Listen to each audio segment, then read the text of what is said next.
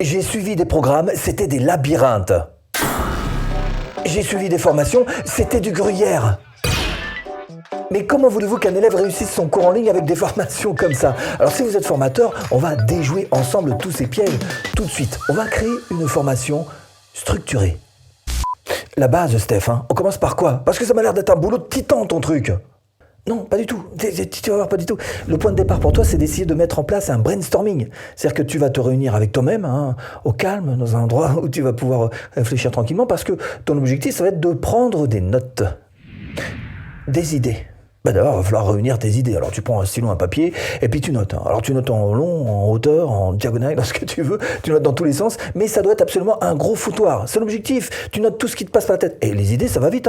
Ça va plus vite que la vitesse de la lumière, et ça va donc bien plus vite que la vitesse de ton stylo. Donc, il faut absolument que tu notes tout ce qui te passe par la tête. Et c'est dans un deuxième temps seulement que tu vas chercher à organiser. Pas trop vite, pas tout de suite. D'abord les idées, ensuite tu vas chercher à les organiser.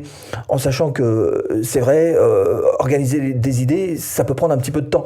Mais c'est pas grave, encore une fois, ne te mets pas de pression. Quand on commence, on ne sait pas exactement comment est-ce qu'on navigue. Donc tu te laisses le temps, tu es patient pour poser des idées et pour les organiser. Ensuite, il va falloir que tu réunisses tes idées. Voilà, on y arrive à l'organisation. Là, on y est, cette fois en plein dedans. Et pour ça, c'est très simple. Il faut juste que tu fasses des groupes d'idées. Mais là encore, tu te laisses carte blanche pour faire un peu ce que tu veux dans ces groupes d'idées. Tu changes, tu bouges les idées, tu les bouges d'endroit. On s'en fout. Pour l'instant, encore une fois, il s'agit juste de tout poser sur papier. Et il faut que tu te laisses une grande liberté pour pouvoir y mettre un maximum de choses.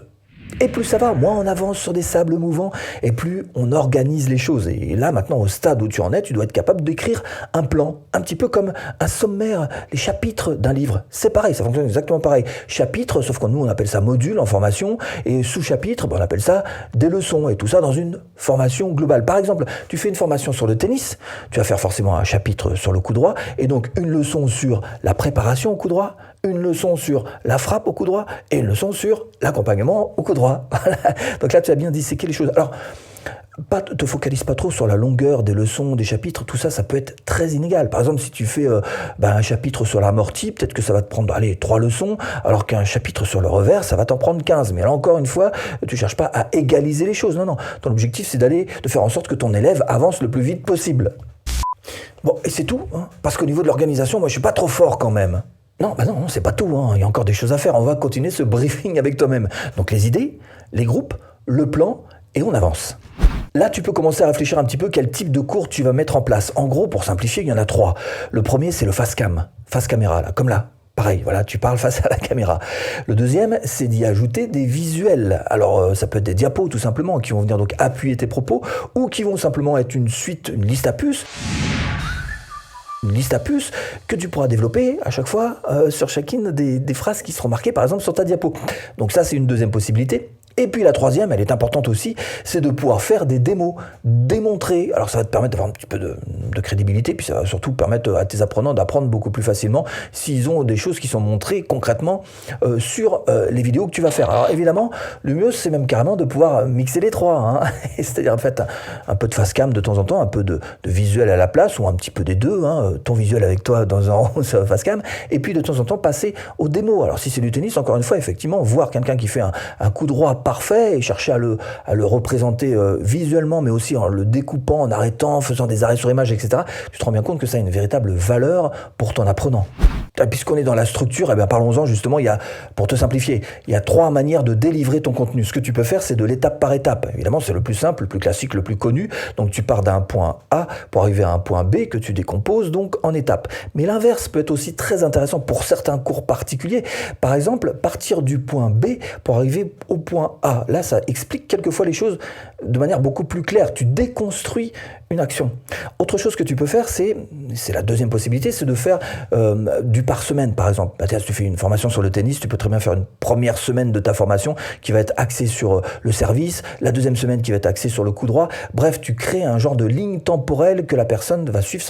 C'est quelque chose de très intéressant. Et puis la troisième manière, c'est vraiment, si ton cours ne rentre dans aucune de ces 2 catégories précédemment citées, qu'est-ce qu'il te reste à faire? C'est à faire un grand cours magistral. Là encore, c'est quelque chose qui fonctionne très très bien. Tu rentres pas dans ces structures-là en particulier, mais par contre, il faut quand même que tu sois suffisamment bien organisé pour ton contenu, pour que ce soit encore une fois très digeste. Mais tu peux très bien faire, et pourquoi pas même en face cam, comme je suis en train de le faire là face à toi, un très grand cours magistral pour expliquer certaines choses en particulier.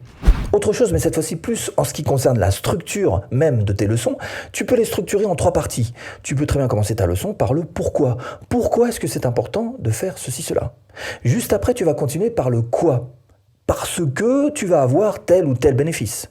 Et puis tu vas terminer ta leçon tout simplement par le comment. Alors voici comment est-ce qu'il faut s'y prendre maintenant que la personne a bien saisi le pourquoi et les bénéfices et bon, elle se dit ok, je suis motivé, allons-y pour le comment. Ouais. Ouais, bah là ok, on commence à y voir un petit peu plus clair, mais j'aimerais bien qu'on aille un peu plus loin aussi.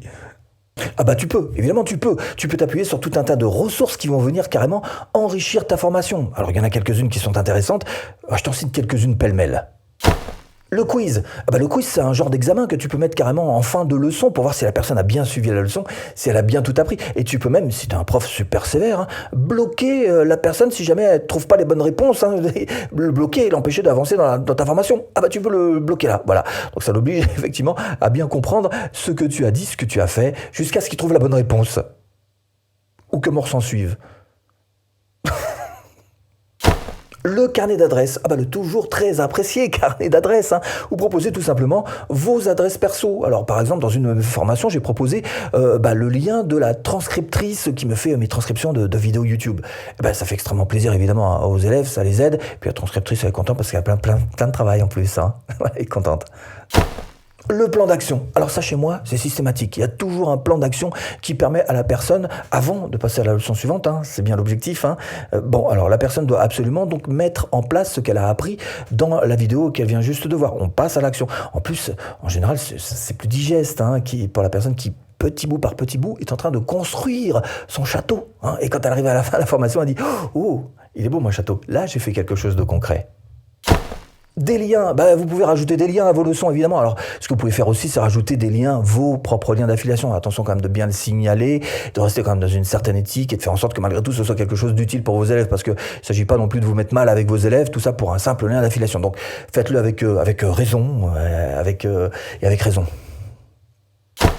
Les outils et encore de bonnes adresses. Proposez tout un tas d'outils qui vont venir évidemment aider votre apprenant en sachant qu'il faut juste essayer d'éviter les trop grandes différences qu'il peut y avoir. Si vous avez par exemple une formation pour les débutants et vous proposez des outils pro, il va y avoir un décalage qui ne va pas vraiment aider vos apprenants. Donc faites-le avec finesse. Un PDF, évidemment, vous allez pouvoir développer peut-être certains aspects de votre leçon sur ce PDF. Vous allez pouvoir peut-être proposer tout simplement une synthèse, un résumé de votre leçon, un template, un gabarit, un modèle, bref, tout ce qui peut aider tout à fait concrètement votre apprenant. Du soutien, évidemment, ça c'est super important. Alors mettez en place un support, peut-être une boîte à questions, pourquoi pas, un groupe là aussi, faites des coachings de groupe, des coachings personnalisés. Bref, il y a tout un tas de choses à mettre en place. Et je sais qu'au fond de vous, la question que vous vous posez, c'est certainement comment est-ce que je pourrais bien créer une formation qui soit rentable. C'est précisément ce que je vous propose de faire tout de suite en cliquant ici.